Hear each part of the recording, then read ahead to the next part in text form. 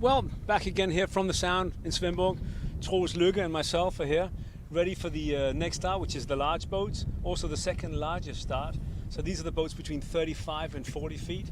Again, I don't know if I should say a very aggressive fleet, but certainly, you're getting there where the boats are getting bigger, much bigger sails. Sail area is much higher up, so you're going to see boats probably... Electric winches, perhaps? Yeah, some of them will have electric winches. A lot of the boats are old, there's... Autopilot? All the boats, except for the Seascape 18s and the CB 66, all the boats got autopilot. You can't race around Funen, in 30 to 40 hours without having an autopilot at all. It's just you've got to be able to leave your position. Even it's not allowed to sleep, you said. Even though you're not allowed to sleep, you have to leave the helm to set sails. You see, you have to be able to go up onto the foredeck, set sails, douse sails, and things get tangled up. And now we've got wind. Yeah, there's definitely a little bit of wind, but I forecast wind for about 11:30, 12 o'clock. Getting there, there's a slight breeze here. There's not as much wind down the line, but hopefully it will sneak out through the Sound, and it could well mean actually that you have a lot of boats all bunched together as they go out through the Sound there. Hopefully the boats that are grounded in the bottom of the bay there, near on the way to Skorup Sound, will be able to come free as the wind increases a little bit. What will the estimated time be to get around? Time to get around? That's a really 40 hours? 3 times. A really difficult question, because I asked Jan Andersen, who is by far the record holder. 15 hours and 1 minute in his trimaran Black Marlin. Now he said there's no way he's going to get round in below 25 hours this year. Wow. But let's see what happens. Yeah. The forecast for the northern Funen is quite good, and the forecast for the east coast as they pass Truro here is pretty good. There's a few meters per second. I think you'll find that the beginning... And the current will go north in it should Storbelt. go north throughout the Great Belt as well. Yeah. And like I say, every time you ask about the current, I say should and probably is because... Yeah. But when they will ride to Fynshoved, they have to get upwind? The wind again, depends on the wind. It should be westerly, which means they're going to be beating against the wind there. Yeah. Hopefully they'll be on a broad reach using code zeros and Genicas all the way along Funen. Could we film right across there, look? There's Henrik V. Jørgensen in his gorgeous X43. I think perhaps he's gone aground over there, which would be a terrible shame. Henrik has been such a help to the Silverrudder with all kinds of information and posters and You think he's on ground now? Yeah, I think he's on ground. I know the water's quite well towards, and I definitely think that he's... Can we help him? Or? No, we're definitely not allowed to help him, no. No, not with the boat this size. There's no way we can go and help him at all. So... Wow. That's 4 minutes. 4 minutes. I just said 4 minutes to the start. That's Olsen 370 over there, and a Hansa here with a big open stern. It looks like he's got his bow around there, doesn't it? Henrik Jørgensen there. Yeah, but I can see I can see his motor is on. Yeah, he's okay. He's gonna have his engine running there. Okay, that's 5 minutes or? That's that 4 minutes. No. Was that a 4 minute? 4 minute start. Okay. Just stay here. That's fine. Okay, that's good. Okay, so we're just drifting slowly with the current. And then they can enter the zone now. That's right. They can enter the zone now, but just as soon as they enter the zone, they have to have the engine stopped. So if I was in this race, I'd probably just leave my engine running until the time it takes to drift from the starting zone and down to the starting line, and that way, you're free to maneuver. It looks like. But now you got the wind to help you. If perhaps you can. That's right. There's a slight breeze, but don't overestimate it. There isn't that much wind. You see, there's an Ulva over there. Yeah. Which seems to decided to take the windward side of the course, and that's Bjørn Scheufens over in the red boat over there, who's also decided to take the windward side of the course. Are they just standing off like the last few starts? Notice that the starters aren't being very aggressive; they're staying off the start. Look at the current of the buoy here. Still, it's still about, I'd say, a knot and a half of current going out of the Sound. So they don't want to be flushed across the starting line too soon. It looks like the Henrik has come free of the ground there, doesn't it? Yeah, it looks like he's come free, which is good news. He has to come hard to starboard to come free. I think he's moving. Yeah. It would be a disaster for him. He's very into. He's very into solo sailing. And he made a guide for the sailors. Yeah, exactly. He did the race guide for us along with Jan Hansen. With all the secrets. He's a really dedicated sailor. He deserves all the best of luck. But he does look like he's come free now. But it's not a good weather for an Ulva, is it? Well, you know, the Ulvas these days race with only a jib and no genoa like they did previously. The class rules were changed. Remember, there are no class rules here. Yeah. So he can put up I can see it has a big code 0. Well, he's got a code, so that's Thomas Valling. He's got a code 0 there, but he also has a higher spec jib. And the boat actually has only lost speed in very, very light winds like this. So he'll use his code 0 almost as a head sail in very light winds like this and go close to the wind. Yeah. And there's another one over there. But very beautiful boat, yeah. Yeah, they are. Yeah, I've raced one for years and years. They're fun boats. I don't know if they're fun. It's, you know, it's not a family boat. Heavy classic boat, no. But a heavy classic boat, you know, it's a fantastic boat in a lot of wind. It's a fantastic boat. Yeah, well, let's look at some of the other boats here. X382 there, gorgeous looking boats. And some of the, you know, the bigger boats are still be on this class here. The Dale 38s and there's a Hunter 3382 there, and there's a Faurbu 393, which is definitely not a racing boat. So, you know, it's nice to see such a such a combination of real racers and then a lot more moderate, normal-looking boats. Nice.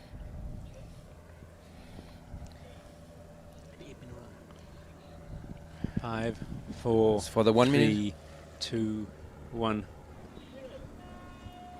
Okay, that's the 1 minute signal. Yeah, it seems that nobody will be over the line Well, it doesn't look as though the boat's being very too early. aggressive. It looks like Thomas Valling in the Ulva is having a hard time bringing his boat around.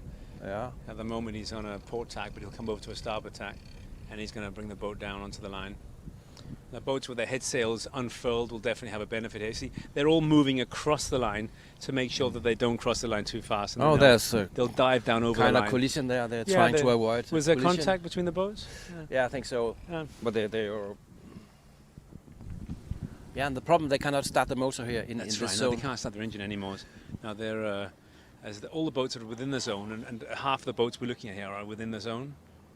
That's great. Okay. But nice to see the wind here in Silverrudder. Nice, slight breeze in the Silverrudder. Yeah, the large. We like that very much. That's fine. That's good.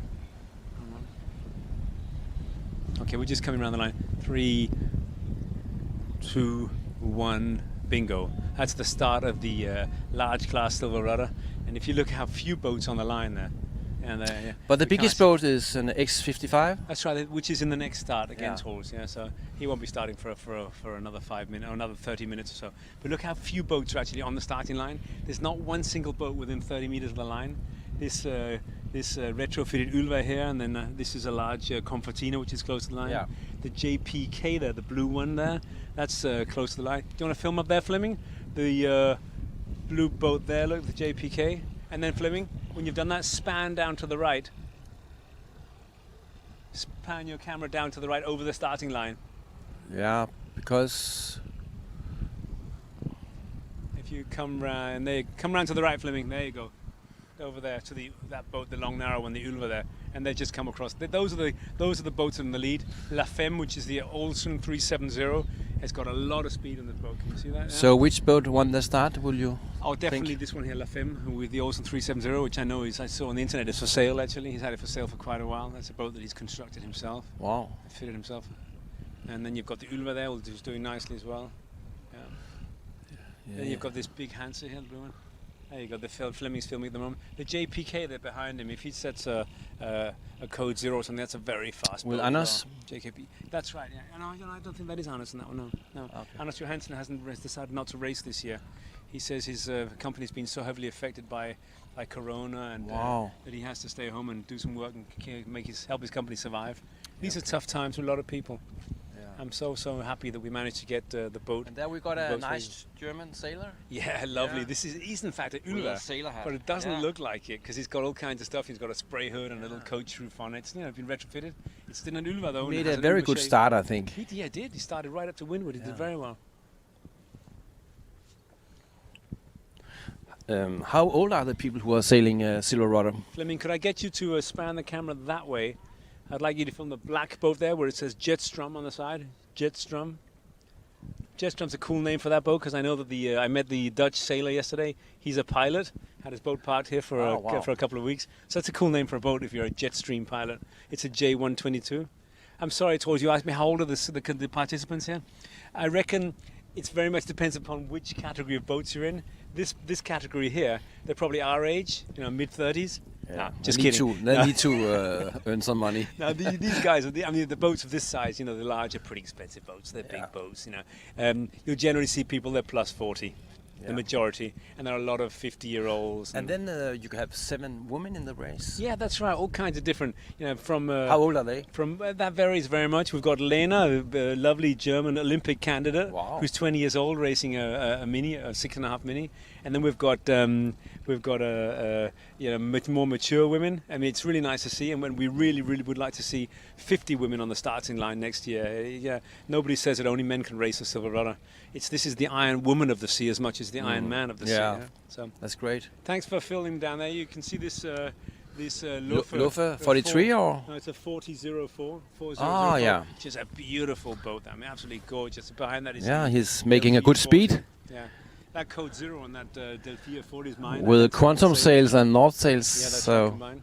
And the Code Zero on there with the Elfstrom is the one that I lent him to Bio Scheufers. Yeah. For my last boat. And that's the good-looking Compatina 80 at the 39 behind there. Yeah, and very the beautiful. 62. Yeah.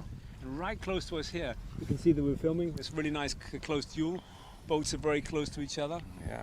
Look, that's a J112, a gorgeous looking boat called Joy from Keelboats. It's a guy from Keelboats Mini, a local guy.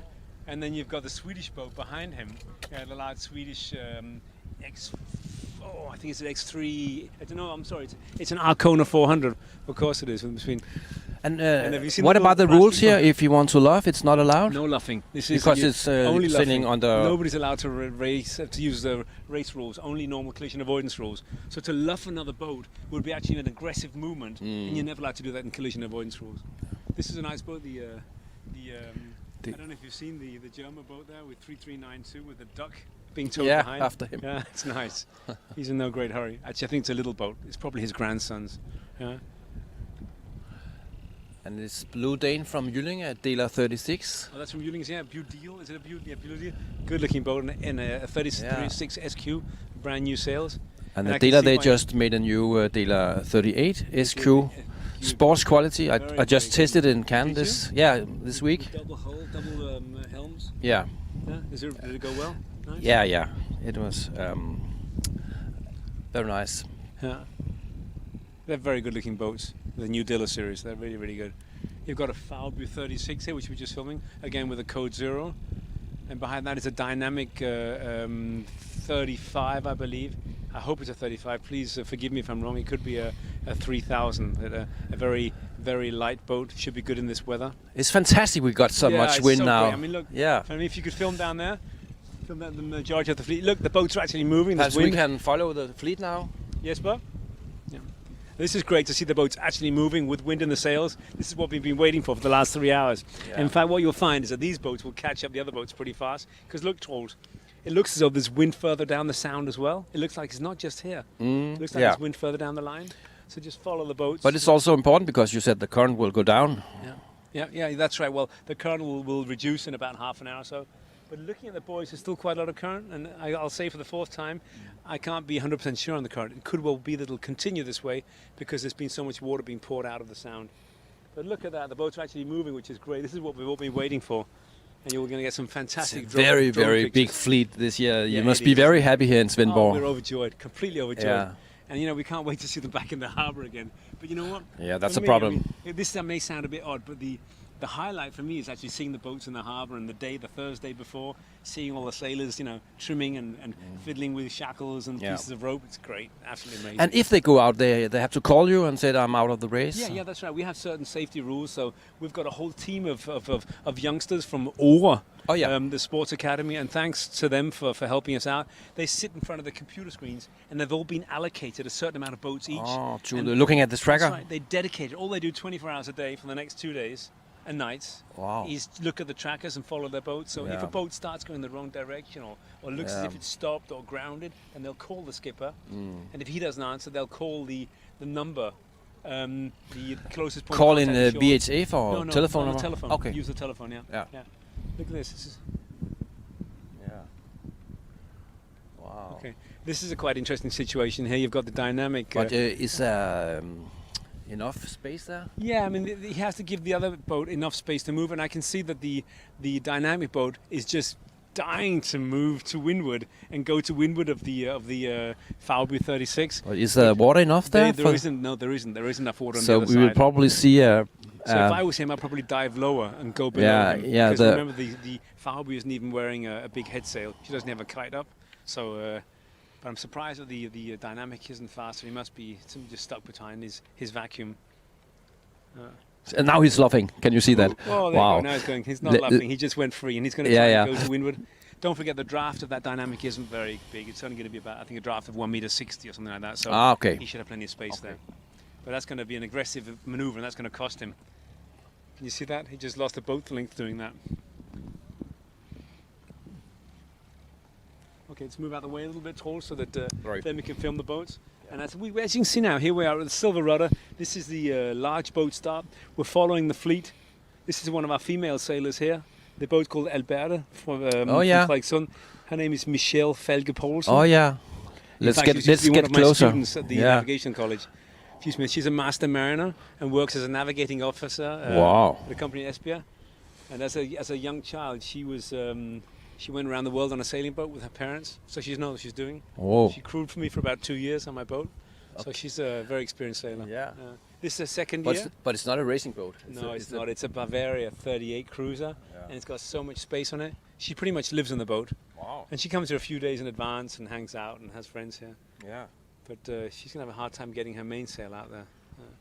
And a lot of the boats are losing the little bit of wind there was, you see. And I can see she has the western on the body. You she's have to wearing a have life it. jacket. Yeah. You have to wear. The Is rules that are the quite rule? clear. Well, they are quite clear. You should have to wear a life jacket throughout When the you're on entire deck? duration of the race. No, Oh, actually, yeah. throughout the entire duration of the race is the rules. Yeah. There's a code 0 that's being foiled there. Yeah.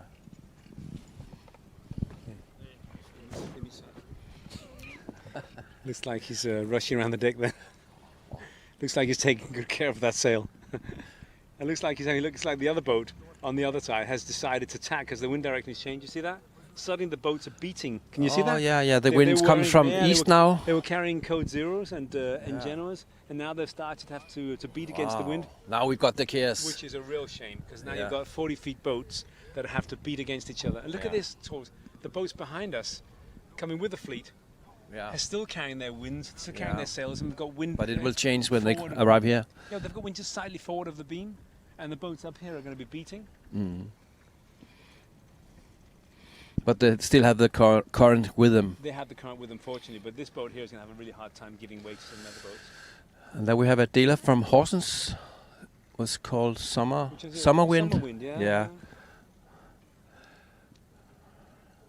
Again, a boat that's not And identified. he also has a problem with because there's no number in his sails. That's right. Yeah, we have to. But I'm sure that the committee have already spotted that and noted it down. Actually. Yeah. So this is interesting because the boats now have to beat against each other on different attacking angles. Yeah. We hope that we will see. He can't get away. No. That will have the collision. Fleming, let's leave for film here, you guys. Let's start doing some filming here. Now we have the first collision we see today, but it's very calm. And that boat, I can tell you, the boat, the Delphia 40, is a boat that Biwa Scheufens has borrowed from a friend of his. Wow. And And why that was, didn't he helm? He couldn't. perhaps I think the he doesn't have any current steering. Well, he didn't have any steering speed. He was taking out Ah. his Genoa when it happened, and he's going to hit her with It was not very He's polite going to. to hit her with the starboard, with the other It's side. not now. very polite to hit the woman with the boat there. No, I don't think he was doing it on purpose. Now but there's a new collision. we were watching. Look, it's quite chaotic conditions Wow. here because they can't. They just don't have any speed to maneuver, and the current is setting them. Yeah. And this boat here, the dynamic is going to get in the way in a second as well. Look, Yeah. he's just continued to maintain course and speed, and he really should be giving them a wide berth, giving them space, because the boats can't maneuver at the moment. Holes. So it seems that you have made the right decision. I don't know. It would be. I mean about the ferries and all that stuff. Yeah, If there has been a ferry here, it would have been chaos having to leave the fleet. It's beating against the wind. I'm a bit surprised that the wind has gone to the east, but that's because it's such local thermal conditions.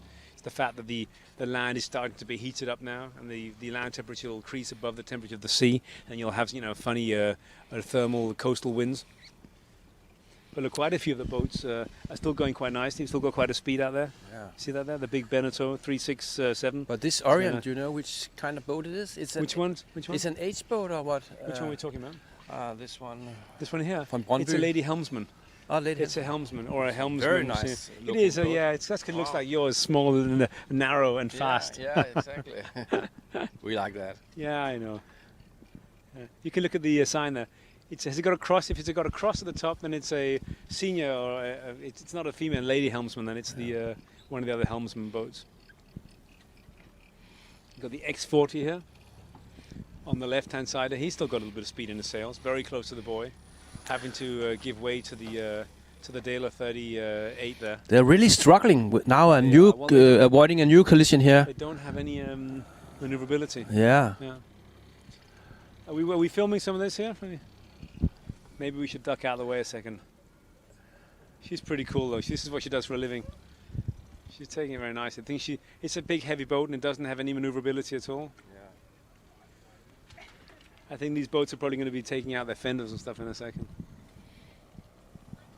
Can we film over here, Fleming? Look, over there, look. Situation with the boats very close to each other there. You can see the boats are getting very close to each other because they just don't have any speed to maneuver with. And we got a German X62. X362 with his battens buckled up the wrong way because he just doesn't have enough wind. With diamond sails, that's years ago. Yeah, they're pretty old sails. Yeah. It must be at least 30 years old. Yeah, but they were very good sails. I bet he has better normal sails, but he's had to set his diamonds Genoa because he needs a huge, big head sail in these very light conditions. But he's moving along quite nicely. He does have wind in his sails. Yeah, as does the Molik 10 meter behind him. You see that? Good looking boat there with a fender on the side. Yeah. I wonder if he'll have the fender on the side when he comes in tomorrow. Can you see the boats that have gone aground on the other side? Yeah, there? it's a Daler 30. It looks like some of the other boats in this start are going to start going over there to go around as well. One Daler 30, the Dinger 20 is gone aground. Yeah. There's the yellow one is in fact very surprising, very Perhaps local we boat. can go over there and. Well, we don't want to go too close because we'll go aground as well. But Jesper? Yeah, but we could just go over that. Jesper?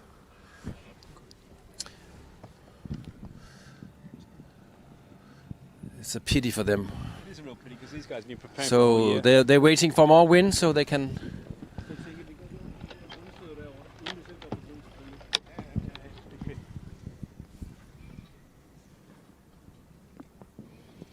And no engine to start, then you're out of the game. No, if you start the engine in order to come through the ground. You're so hard here in this race, Philip. No, you should allow them to use the motor. But how often they should be allowed to use the engine? Look at this guy using his helm. Look at this guy using his helm to try and come free. He's got a huge, great, big, gorgeous, heavy boat and Halberassi 382. Look at his mainsail. The battens are completely buckled backwards. Yeah. And he's pumping his helm from side to side. Yeah, this Joss of York, go for it. Doesn't give any sense. No, well, I don't know. He's doing what he can. He thinks it'll help. I'd probably unbuckle my mainsail first. Look at the X40. And there we have the people from Rudkøbing. Are they here for helping us? That's right. Yeah, these are they can help volunteers that have come to help out. But what is more concerning is Fleming. Let's just film these boats here, Fleming. They've all gone aground.